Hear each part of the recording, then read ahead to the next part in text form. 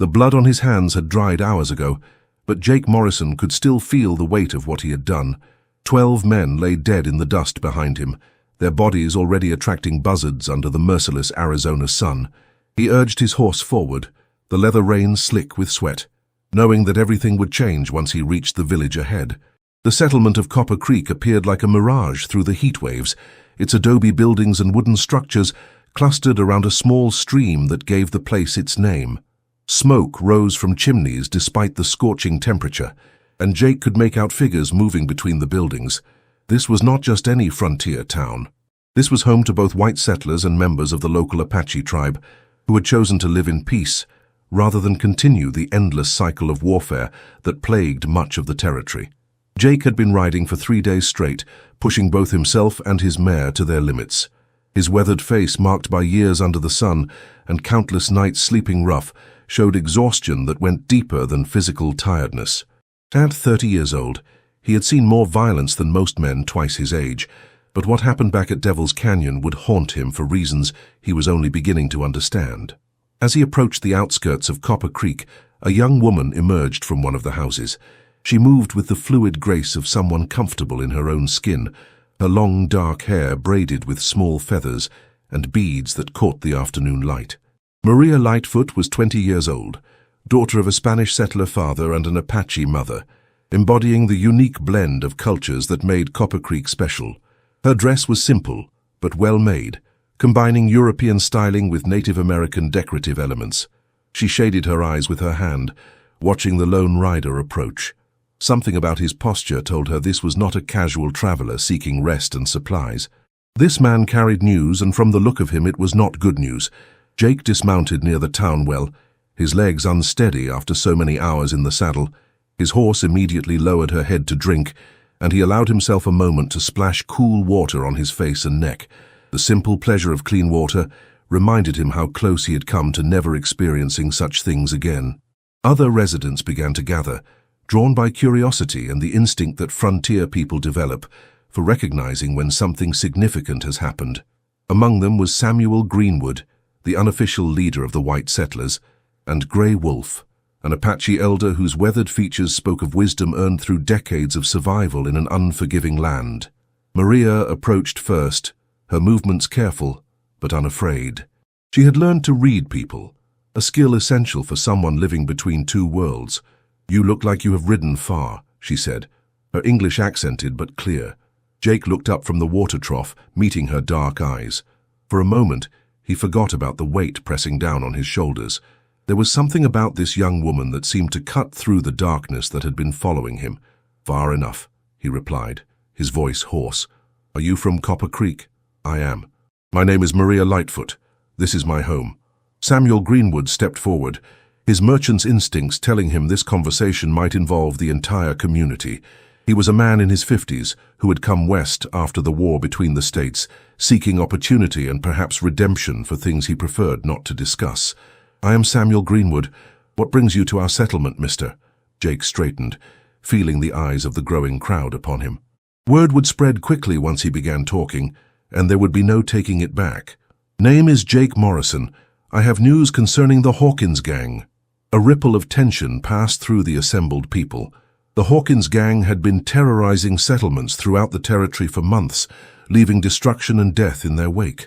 They were known for their particular cruelty toward communities like Copper Creek, where different peoples lived together in peace. Grey Wolf stepped closer, his expression grave. The Apache elder wore traditional clothing mixed with practical frontier gear, his gray hair braided with symbols of his status within the tribe. His presence commanded respect from all the residents, regardless of their background. "The Hawkins gang was seen heading this way 3 days ago," Grey Wolf said. "We have been preparing for their arrival." Jake nodded slowly, understanding the implications. A settlement like Copper Creek would be particularly vulnerable. The gang would see it as an easy target, a place where they could take supplies, horses, and worse, without significant resistance. "They will not be coming," Jake said quietly. The crowd grew silent, sensing that something momentous was about to be revealed. Maria found herself stepping closer, drawn by an instinct she could not name. "What do you mean?" Samuel asked. Jake reached into his saddlebag and pulled out a leather pouch. He opened it to reveal 12 silver dollars, each one stained with dark spots that everyone recognized as dried blood. I mean, they are all dead. The silence stretched for several heartbeats before erupting into a chaos of questions and exclamations. Jake raised his hand, and something in his manner made the crowd quiet again. 3 days ago, I was traveling through Devil's Canyon when I heard gunshots. I investigated and found the gang attacking a family's wagon. They had already killed the man and were— Jake paused, his jaw tightening. They were doing things to his wife and daughter that no decent person should witness. Maria felt her stomach clench. She had heard stories of what the Hawkins gang did to women, stories that made her grateful for the protection of her community. I could not ride away, Jake continued, so I made a choice. You killed 12 men by yourself. Samuel's voice held disbelief. I had the advantage of surprise and good positioning in the rocks. They were distracted by their victims. It was not a fair fight, and I did not intend for it to be one. Grey Wolf studied Jake's face, reading signs that others missed. This man was telling the truth, but there was more to the story. What happened to the family you tried to save? Jake's expression darkened. The woman died from her injuries before I could get help. The girl— He stopped, unable to continue for a moment. The girl was maybe 14. She lived long enough to tell me these were meant for your town. The gang had been planning to hit Copper Creek for weeks. He held up the pouch again. These silver dollars were payment they had received for their last job. The girl said they talked about what they would do here, how they would burn everything and take anyone useful as slaves. The weight of what Jake was saying settled over the crowd. This stranger had not just killed 12 dangerous men. He had saved their entire community from destruction. Maria felt tears building in her eyes as she imagined what would have happened if the gang had arrived as planned. Copper Creek's peaceful existence would have ended in blood and fire. Samuel cleared his throat, struggling to find adequate words. Mr. Morrison, it seems we owe you a debt that cannot easily be repaid. I did not do it for reward, Jake replied. I did it because it was right. Grey Wolf stepped forward, his expression thoughtful. In our tradition, when a warrior protects the tribe at great personal risk, he is honored accordingly. You have saved not just our lives, but our way of life. Your way of life? Maria answered before the elder could respond. Copper Creek is special. Here Apache and white settlers live together in peace. We trade, we help each other, we intermarry. There are few places like this in all the territory. Jake looked around at the mixed crowd with new understanding. He had indeed saved something rare and precious. In a time when most contact between cultures ended in violence, these people had found a different path. We must discuss how to properly honor this deed, Grey Wolf said. Such actions require recognition according to both our traditions. Samuel nodded in agreement. The man who saved Copper Creek deserves our finest hospitality at the very least. As the crowd began to disperse, Maria lingered near the well. Something about Jake Morrison intrigued her beyond simple gratitude. He carried himself like a man familiar with violence, but his eyes held a sadness that spoke of reluctant necessity rather than bloodlust. You said you had been traveling through Devil's Canyon, she said. Where were you headed? Jake considered the question. The truth was, he had no particular destination. He had been drifting for months, taking odd jobs and avoiding the kind of permanent connections that seemed to bring nothing but pain. Nowhere in particular. I tend to move around. A man without roots. Something like that. Maria studied his face, noting the lines around his eyes and the careful way he held himself. This was a man who had learned to expect trouble. Perhaps you might consider staying in Copper Creek for a while. We always need men who can handle themselves. And after what you have done, Jake found himself considering the possibility. When had he last spent more than a few days in any one place? When had he last been part of a community instead of always being the outsider passing through? That is kind of you to offer. It is practical. You have made enemies of anyone who might have been allied with the Hawkins gang. Staying in one place where people appreciate what you have done might be safer than traveling alone. The logic was sound, but Jake sensed there was something more behind her suggestion. This young woman seemed to see something in him that he was not sure existed anymore. Grey Wolf approached them, his expression serious. Jake Morrison, the council will meet tonight to discuss your deed. Both the Apache elders and the settler leaders must agree on the proper response. That is not necessary, Jake protested. I do not need— It is necessary, the elder interrupted gently but firmly. What you have done, affects the entire community. We must respond appropriately, or we fail to honor both you and our traditions." As the sun began to set, painting the sky in shades of orange and red, Jake found himself being led to a small but comfortable room above the general store. Samuel Greenwood insisted he stay there as the community's guest while the council deliberated. "Clean yourself up," Samuel suggested. "Maria's mother has prepared a meal, and you will join several families for dinner. It is important that people get to know the man who saved their lives." Jake had not realized how much he needed a hot meal and clean clothes until they were offered. As he washed away 3 days of trail dust and changed into fresh garments provided by the community, he caught sight of himself in a small mirror. The man looking back at him appeared older than 30, marked by experiences that had aged him beyond his years. The dinner was held in the largest room of the boarding house, with tables arranged to accommodate representatives from both the Apache and settler families. Jake found himself seated between Maria and Samuel, with Grey Wolf directly across from him. The meal consisted of a mixture of traditional Apache dishes and frontier staples, reflecting the blended nature of the community. As they ate, Jake listened to the conversations around him. These people genuinely cared about each other, regardless of their cultural backgrounds. Children played together without regard for racial differences, and adults discussed shared concerns about crops, trade routes, and mutual defense. "How long has Copper Creek existed like this?" Jake asked Maria during a quiet moment. "About 8 years. My father was among the first settlers to approach the Apache with proposals for peaceful coexistence. Grey Wolf was instrumental in convincing his people to try a different approach. It must have been difficult to establish trust. Very difficult. There were those on both sides who preferred the old ways of suspicion and violence, but gradually we proved that cooperation benefits everyone." Jake nodded, understanding the magnitude of what these people had achieved. No wonder the Hawkins gang had targeted them. Such places threatened the established order of conflict and exploitation. Grey Wolf leaned forward, his voice carrying across the table. "Jake Morrison, tell us about yourself. Where do you come from?" The question Jake had been dreading. His past was not something he discussed willingly, but these people deserved honesty after what they were offering him. "I was born in Texas, but I have not been back there in years. I fought in the war, afterward tried ranching, tried various other occupations. Nothing seemed to stick." "No family?" Jake hesitated. "Had a wife once. She died of fever during a bad winter. No children." Maria felt her heart tighten at the quiet pain in his voice. This explained some of the sadness she had noticed in his eyes. "I am sorry for your loss," she said softly. "It was several years ago."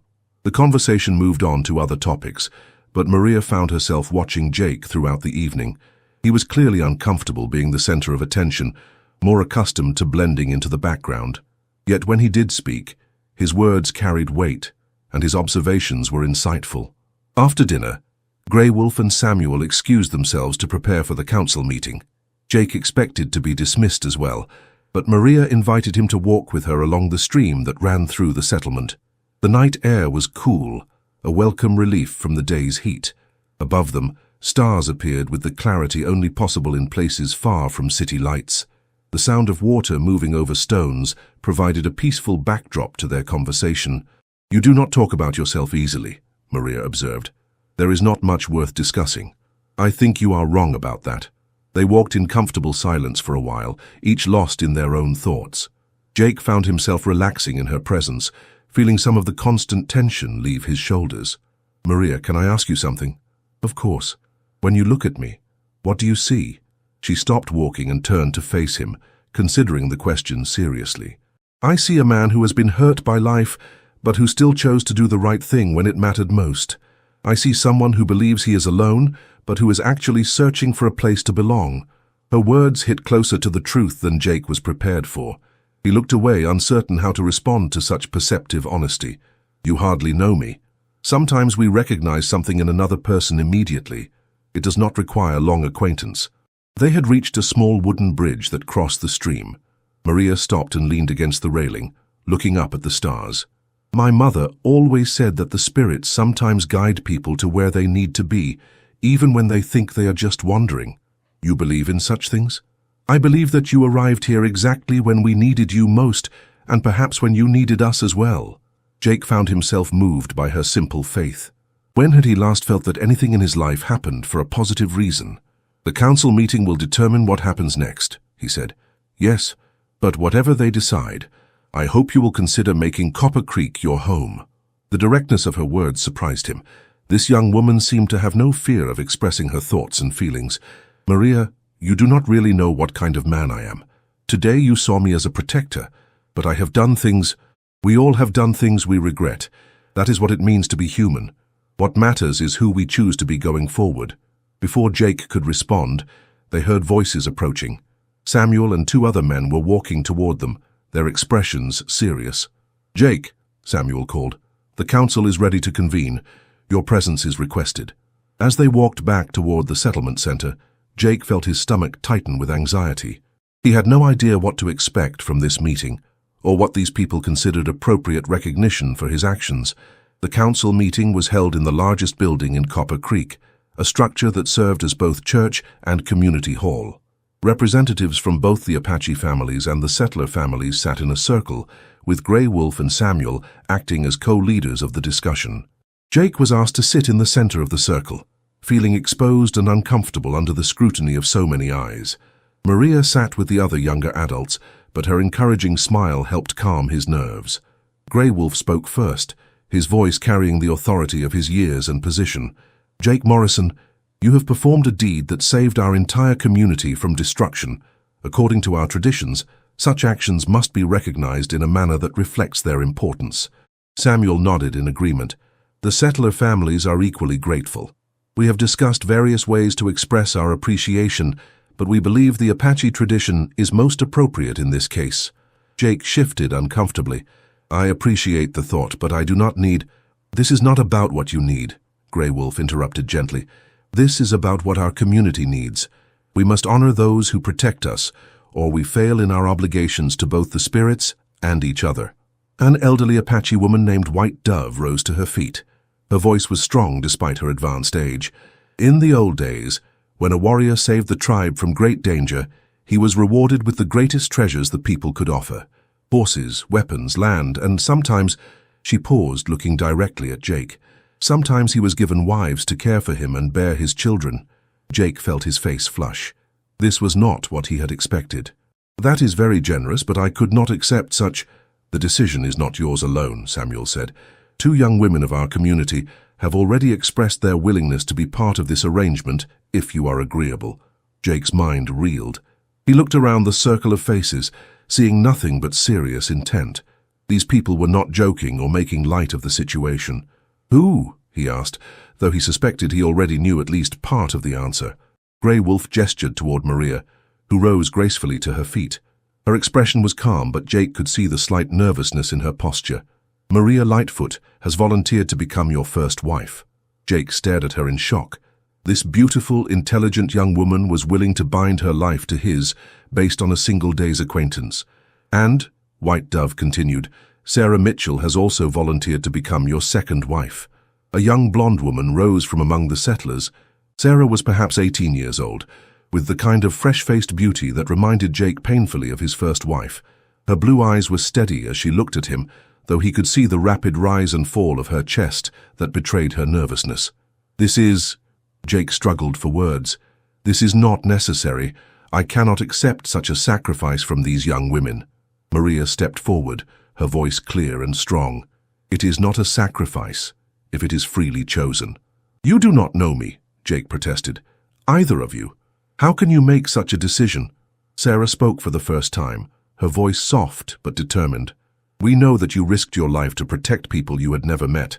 We know that you could have taken the gang's loot and ridden away, but instead you came here to warn us. We know that you are a man of honor." "Actions reveal character more clearly than words ever could," Maria added. "And we have both reached the age where we must marry soon regardless. Is it not better to choose a man who has proven his worth?" Grey Wolf nodded approvingly. "The arrangement would be beneficial for all parties. You would have a family and a place in our community. The young women would have the protection and provision of a proven warrior. The community would keep its protector close." Jake looked around the circle again, seeing expectant faces waiting for his response. His practical mind understood the logic of the arrangement, but his heart was in turmoil. "What if I am not the man you think I am?" What if I disappoint you? Then we will deal with that when it happens, Maria said simply. But we do not believe you will. White Dove spoke again, her ancient voice carrying the weight of tradition.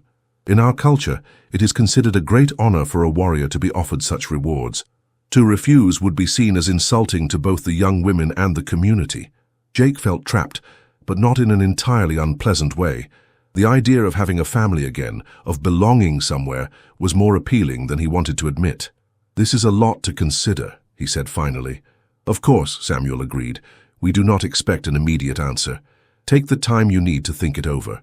But as Jake looked at Maria's hopeful face and Sarah's nervous but determined expression, he realized that his heart had already begun to make the decision that his mind was still wrestling with. The meeting concluded, with the understanding that Jake would give his answer within a few days. As people began to leave, Maria approached him while Sarah hung back shyly. "Are you angry with us for putting you in this position?" Maria asked. Jake considered the question carefully. "No, I'm not angry. Confused, overwhelmed, but not angry." "Good. That gives us hope." Sarah finally gathered the courage to approach them. Up close, Jake could see that she was even younger than he had thought, probably barely 18. Her blonde hair was braided simply, and her dress was the practical cotton worn by most frontier women. "Mr. Morrison," she said quietly, "I want you to know that I understand this is unusual. I would not blame you for thinking we are both crazy." Despite everything, Jake found himself smiling. "I have seen a lot of crazy things in my life. This is unusual, but it is not crazy." Relief flooded Sarah's features. "I was so afraid you would think we were just silly girls with romantic notions." "There is nothing silly about either of you," Jake said, meaning it completely. As they walked back toward the center of town, Jake found himself between the two young women, acutely aware of their presence. Maria's confident stride and Sarah's more hesitant steps created an interesting contrast, but both seemed genuinely committed to their unexpected proposal. "Can I ask you both something?" Jake said, as they reached the general store where he was staying. "Anything," Maria replied. "Why me? Surely there are other single men in the territory who would be honored by such offers." Maria and Sarah exchanged glances, and Sarah nodded for Maria to answer. "There are men who would see us as prizes to be won," Maria said. "You see us as people making a choice. There are men who would use our offer to gain status or property. You seem more concerned about whether you deserve what is being offered. And," Sarah added quietly, "there are men who would take such an arrangement as license to treat us however they pleased. You are worried about disappointing us. That tells us everything we need to know about your character." Their words struck Jake deeply. These young women had seen something in him that he was not sure he possessed, but their faith made him want to become the man they believed him to be. "I will give you my answer tomorrow evening," he said. "This deserves careful consideration from all of us." "That is all we ask," Maria said. As they parted ways, Jake climbed the stairs to his room with his mind spinning. 24 hours ago, he had been a drifter with no connections and no future beyond the next job. Now he was being offered not just a home, but a family and a community that valued him. The question was whether he had the courage to accept such gifts, knowing that he would have to open his heart to the possibility of loss once again. Jake spent the night staring at the ceiling of his small room, sleep eluding him as his mind churned over the extraordinary offer. Every time he closed his eyes, he saw the faces of Maria and Sarah, their expressions hopeful yet understanding. He had never imagined finding himself in such a situation where his actions had led to consequences so far beyond what he could have anticipated. Dawn came too soon and not soon enough. Jake rose before sunrise, as was his habit, and made his way quietly down to the stream. The early morning air was cool and crisp, carrying the scents of sage and wildflowers. He knelt by the water's edge and splashed his face, trying to clear his thoughts. The sound of approaching footsteps made him turn. Maria emerged from the morning shadows, carrying a bundle wrapped in cloth. She moved with the same grace he had noticed the day before, but there was something different in her demeanor today, a slight hesitation that had not been there previously. "I brought you breakfast," she said, settling the bundle on a large rock near the stream. "I thought you might want to eat away from the curious eyes in town." Jake appreciated her thoughtfulness. The bundle contained fresh bread, dried meat, and some kind of fruit preserves that smelled delicious. "Thank you. That was very considerate." They sat in comfortable silence for a few minutes, sharing the simple meal while watching the sun climb higher in the sky. Finally, Maria spoke. "You did not sleep well." It was not a question, and Jake saw no point in denying it. "I keep thinking about what happened yesterday. All of it. Do you regret killing those men?" The directness of her question surprised him, but he realized she deserved an honest answer. "No, I do not regret it. They were evil men doing evil things, but taking 12 lives in one day changes something inside a person." Maria nodded thoughtfully. "My grandfather once told me that a warrior who feels nothing after battle is no longer fully human, but a warrior who feels too much cannot survive. The key is finding balance. Your grandfather sounds like a wise man." "He was. He died fighting to protect our people many years ago, but his words live on." Jake studied her profile as she looked out over the water. There was strength in this young woman, a depth that went far beyond her 20 years. "Maria, can I ask you something personal? We are considering marriage. I think personal questions are appropriate. Why are you willing to share a husband? Most women would want a man's complete attention." Maria was quiet for a long moment, considering her answer carefully. "In my culture, it is not uncommon for important men to have more than one wife. It shows status and ensures that the family line continues. But beyond tradition," she paused, choosing her words, "I have watched Sarah for years. She is a good person with a gentle heart. If I must share a husband, I would rather share him with someone I respect and care about. And you think you could be happy in such an arrangement? I think happiness is something we create through our choices and actions. If we all choose to treat each other with respect and affection, then yes, I believe we could be happy."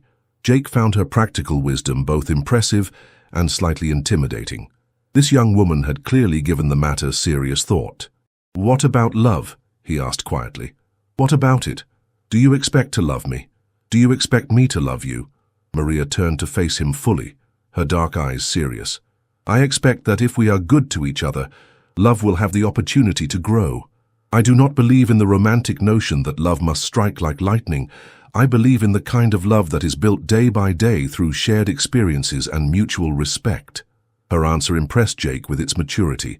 He had loved his first wife deeply, but that love had indeed grown over time from initial attraction and companionship. "And Sarah? What are her feelings about all this?" "You should ask her yourself. She deserves to speak for herself." As if summoned by their conversation, Sarah appeared on the path leading from town. She moved more hesitantly than Maria, her blonde hair catching the morning light like spun gold. She carried a steaming cup in her hands. "I hope I am not interrupting," she said softly. "Not at all," Jake replied, rising to his feet. "Please join us." Sarah handed him the cup, which contained coffee strong enough to wake the dead. "I thought you might need this after a restless night." Jake accepted the coffee gratefully, noting how Sarah's fingers trembled slightly as they briefly touched his.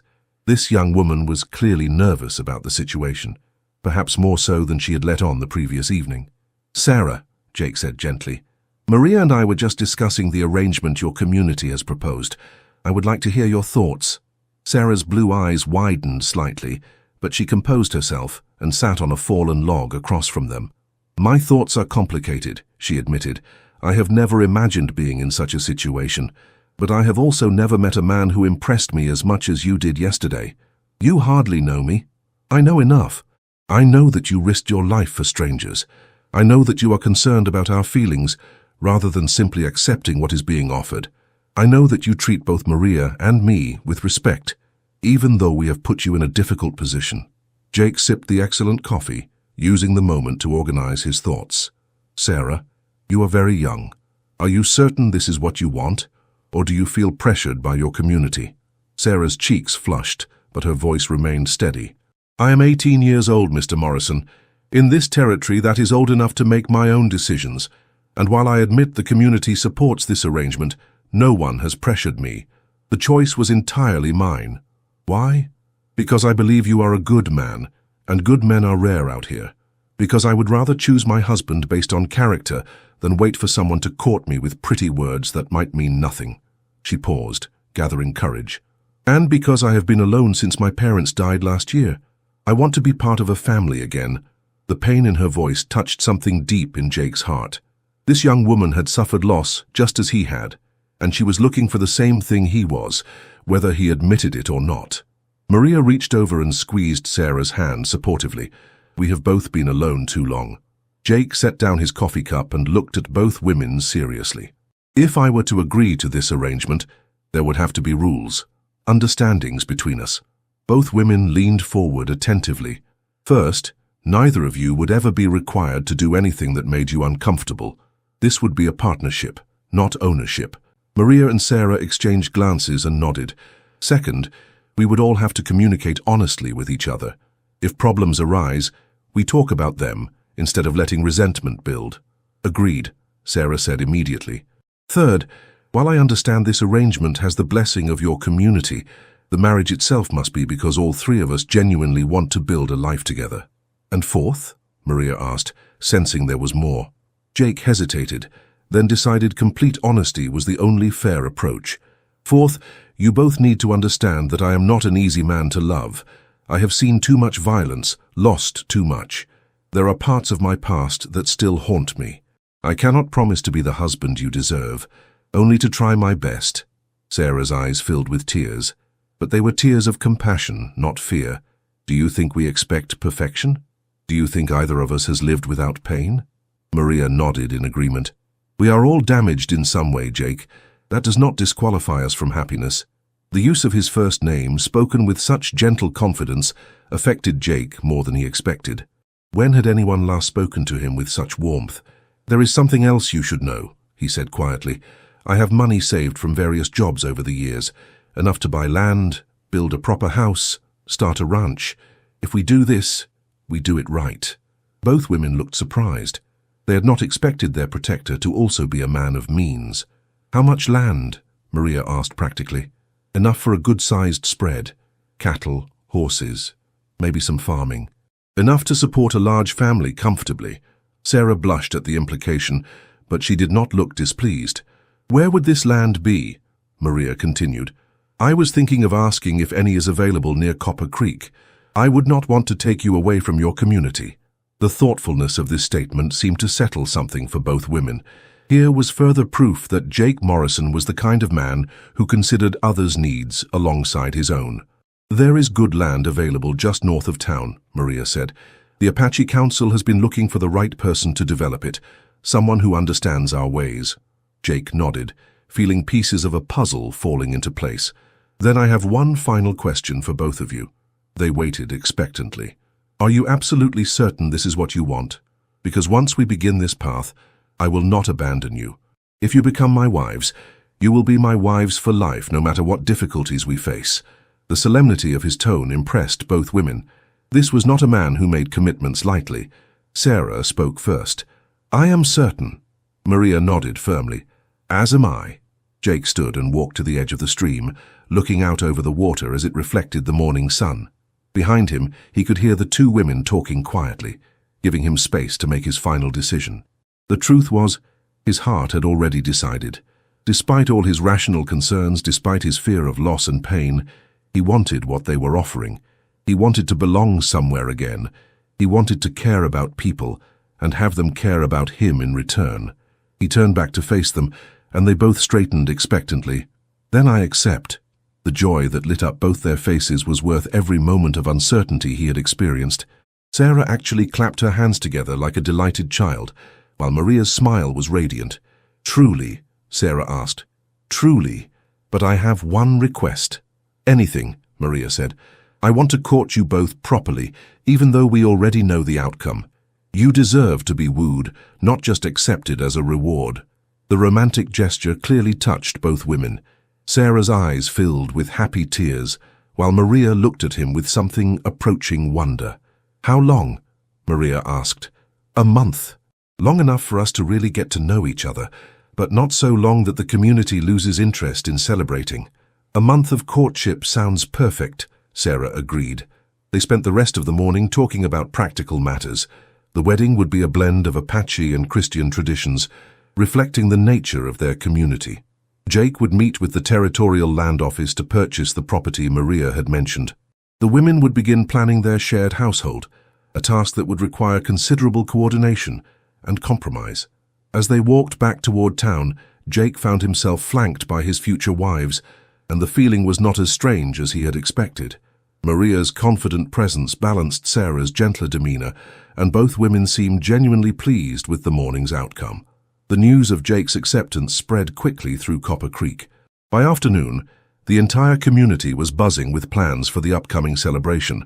Samuel Greenwood insisted on hosting an engagement party that evening, while Grey Wolf began organizing the traditional Apache ceremonies that would bless the union.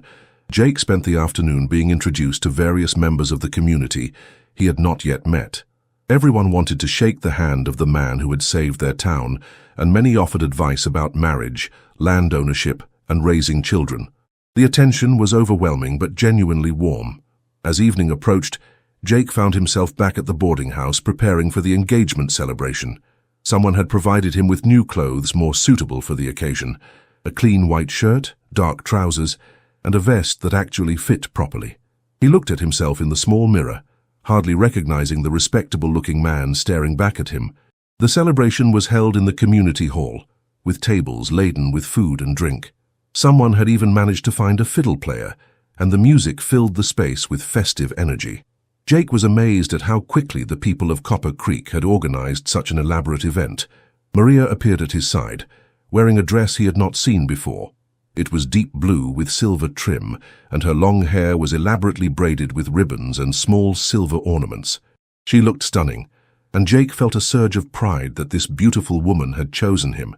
"You look very handsome," she said, adjusting his vest with a familiarity that suggested their engagement was already changing their relationship. "You look beautiful. That dress is magnificent. It was my mother's wedding dress. She wore it when she married my father." The significance of her choice was not lost on Jake. By wearing her mother's dress, Maria was honoring both her heritage and her future. Sarah joined them a few minutes later, and Jake's breath caught in his throat. She wore a cream-colored dress with lace trim, and her blonde hair was arranged in an elegant style that made her look older and more sophisticated. The nervous girl of the morning had been replaced by a confident young woman ready to claim her future. "Sarah, you are absolutely radiant." She smiled shyly at the compliment, but there was newfound confidence in her posture. Grey Wolf called for attention, and the crowd gathered around them. The elderly Apache leader held a ceremonial staff decorated with feathers and beads. "Friends, we gather tonight to celebrate the engagement of Jake Morrison to Maria Lightfoot and Sarah Mitchell. This union represents the best of what Copper Creek stands for, different peoples coming together in peace and mutual respect." The crowd applauded enthusiastically. Samuel Greenwood stepped forward with a glass of whiskey raised high. "To Jake Morrison, who saved our community and will now become part of it permanently. To Maria and Sarah, two of our finest young women who have chosen wisely. May their marriage be long, happy, and blessed with many children. To Jake, Maria, and Sarah," the crowd chorused, raising their own glasses. The celebration continued late into the night, with dancing, storytelling, and toasts. Jake found himself swept up in the festivities, experiencing a sense of belonging he had not felt in years. Both Maria and Sarah danced with him, their different styles complementing each other perfectly. Maria was bold and confident, while Sarah was graceful and gentle. As the evening wound down, Jake stepped outside for fresh air and found himself joined by Grey Wolf. The old Apache leader's expression was thoughtful in the moonlight. "You have made the right choice," Grey Wolf said without preamble. "I hope so. Those two young women will be good wives to you. Maria has the strength of her Apache blood and the wisdom of her mixed heritage. Sarah has endured great loss and found the strength to rebuild her life. Together, they will make you a formidable family." Jake appreciated the elder's insight. "I want to be worthy of them." "You already are, or they would not have chosen you. But worthiness is not a destination, it is a journey. You must earn it new each day." The wisdom in those words struck Jake deeply. He had been thinking of the engagement as an ending, but Grey Wolf was right. It was really a beginning. The next few weeks passed in a blur of activity. Jake met with the territorial land agent and purchased 800 acres of prime grazing land just north of Copper Creek. The property included a natural spring, plenty of grass for cattle, and timber for building. It was everything he had hoped for, and more. Meanwhile, Maria and Sarah threw themselves into wedding preparations with enthusiasm that bordered on obsession. They planned every detail, from the ceremony itself to the furnishing of their future home. Jake was amazed at how well they worked together, their different skills complementing each other perfectly. Maria proved to be an excellent organizer, with a keen eye for practical matters. She understood construction, livestock management, and the complex social dynamics of their mixed community. Sarah, on the other hand, had refined domestic skills and an artistic sensibility that would make their home beautiful as well as functional. Jake began spending time with each woman separately, fulfilling his promise to court them properly. With Maria, he rode out to survey their future land, discussing plans for the house and outbuildings. She had strong opinions about everything and was not shy about expressing them, but her ideas were invariably sound.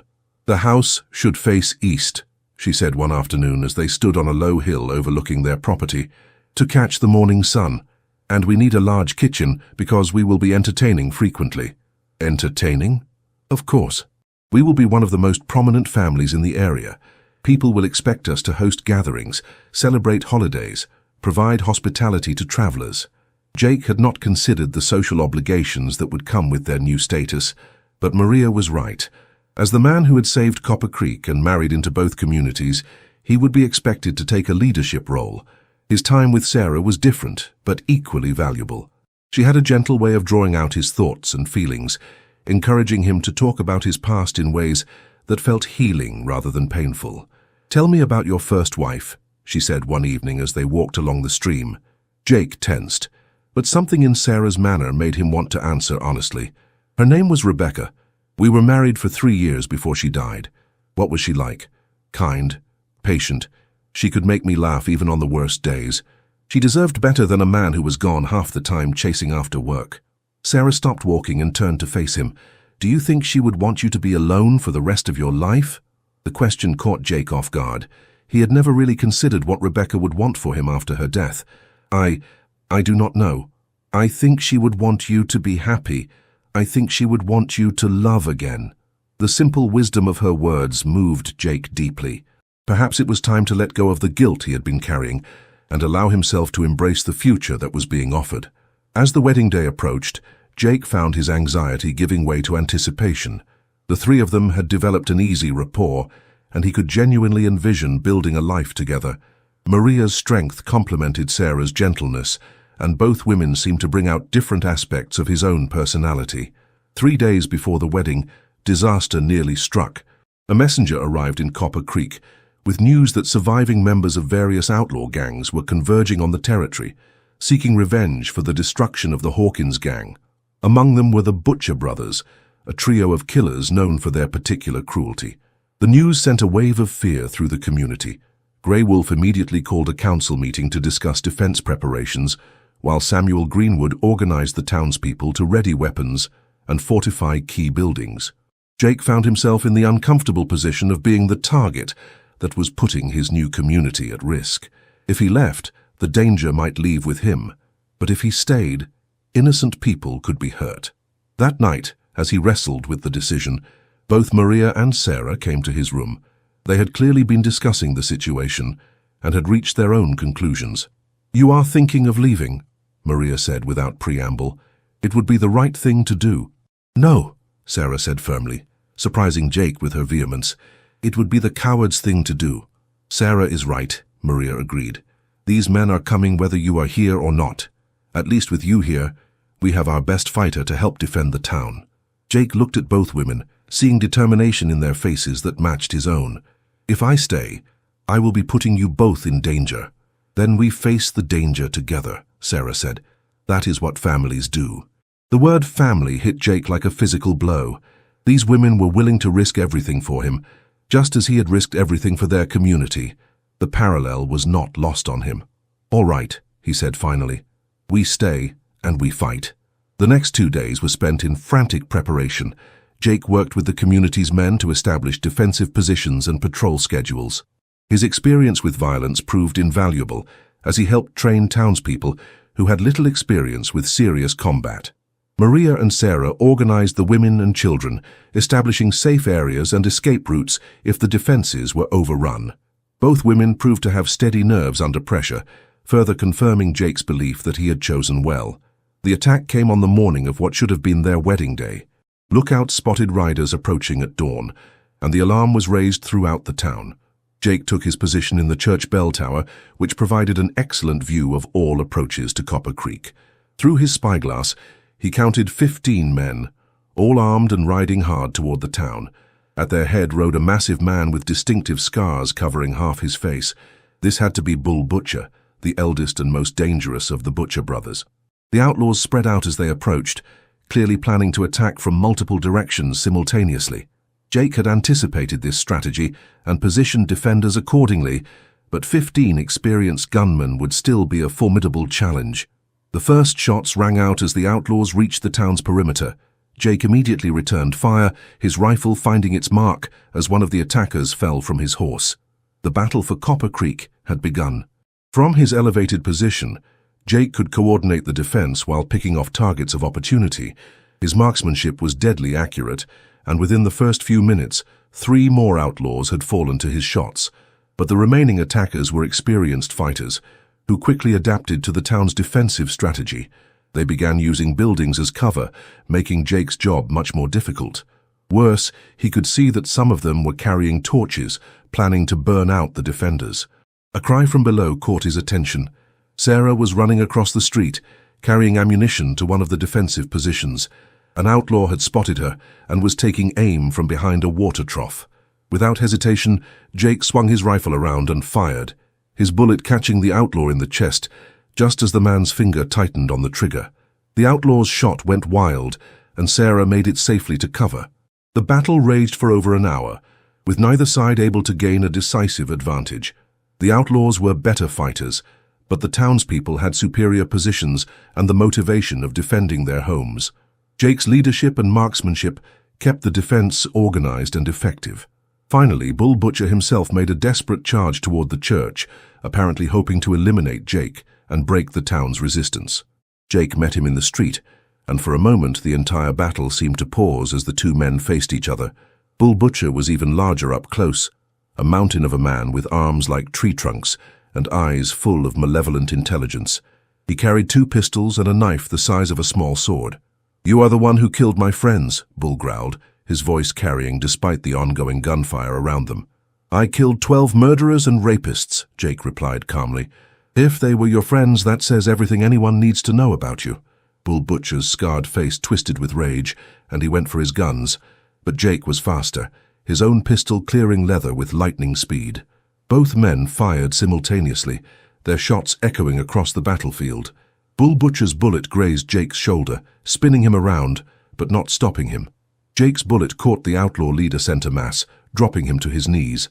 A second shot finished the job, and Bull Butcher fell face first into the dust of Copper Creek's main street. The death of their leader broke the remaining outlaws' will to fight. Within minutes, the survivors were fleeing back toward the hills, leaving behind 7 dead comrades and a town that had successfully defended itself. Jake stood in the street, his shoulder bleeding but his spirits soaring. Around him, the people of Copper Creek emerged from their defensive positions, cheering and celebrating their victory. But Jake only had eyes for 2 figures running toward him across the battlefield. Maria reached him first, her face streaked with tears of relief and joy. Sarah was right behind her, and both women threw their arms around him simultaneously, careful of his wounded shoulder. "I thought we were going to lose you," Sarah whispered against his chest. "Never," Jake replied, holding both women close. "I have too much to live for now."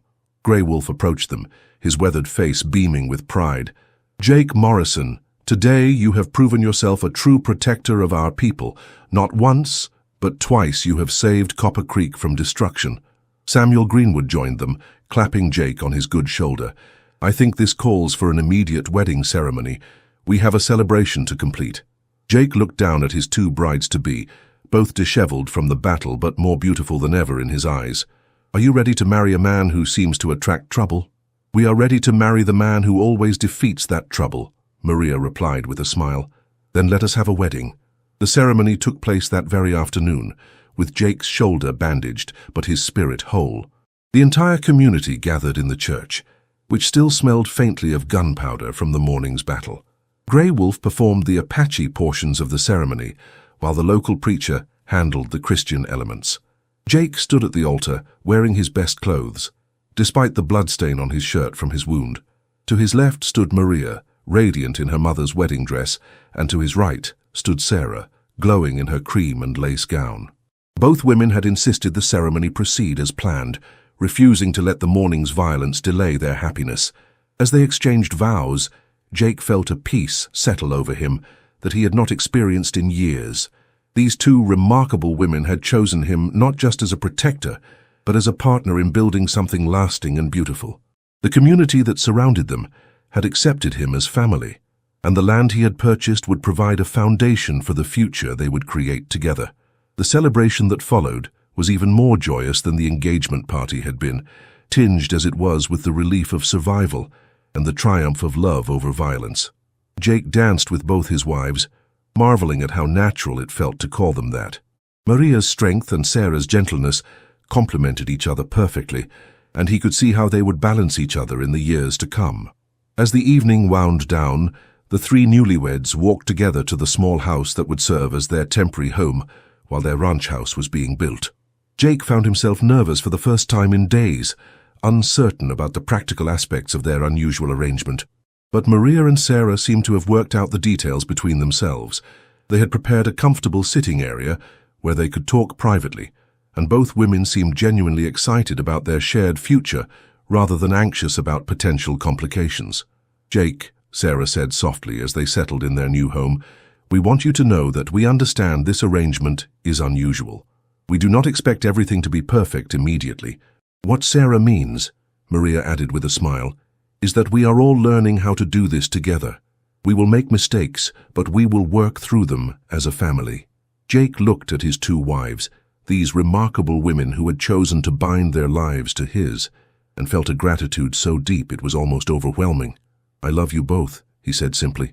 "I may not have said it before, but I do, and I will spend the rest of my life proving that you made the right choice." The tears that filled both women's eyes were tears of joy, and as they came into his arms, Jake Morrison finally understood what it meant to be truly home. Outside, the stars shone down on Copper Creek, where a community had been saved, a family had been created, and love had triumphed over violence.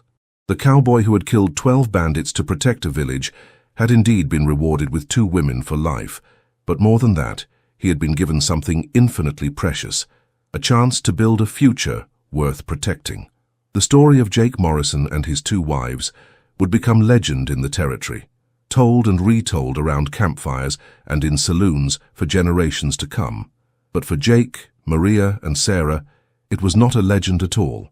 It was simply the beginning of the life they had chosen to build together, one day at a time, in the beautiful and dangerous land they now called home.